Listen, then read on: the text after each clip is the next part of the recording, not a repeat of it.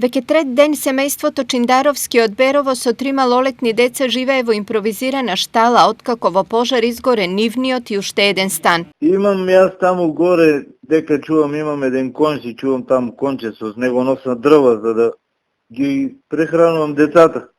Таму кај сме и што да правиме, тоа е.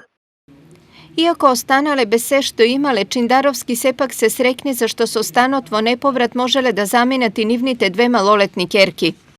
Они беа внетре, ама среќа на комшиите што се флегнали да ми искараа живи децата.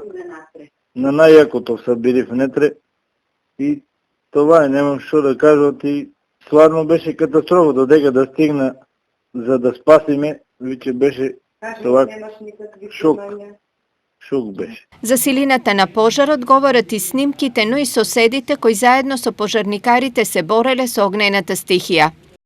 Страшно беше, да, страшно беше, оти деца мали имаше, среќа полицаец со комшија ние, он слази и на таа трудната маши и још еден човек влегнаа внетре во чатта да ги земат децата. Па ги извлекоа, не знам, това беше ужасно. Точната причина за пожарот во кој 2 стана целосно изгоре, а други 2 се оштетени, дополнително треба да се утврди. Правичните сомнежи се дека во прашање е проблем со електричната инсталација.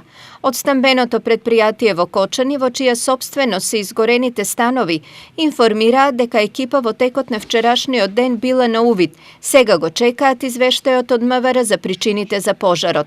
По ова, веднаш во текот на оваа недела почнуваат со санација на штетите во 2 стана и кровната конструкција на социјалната зграда.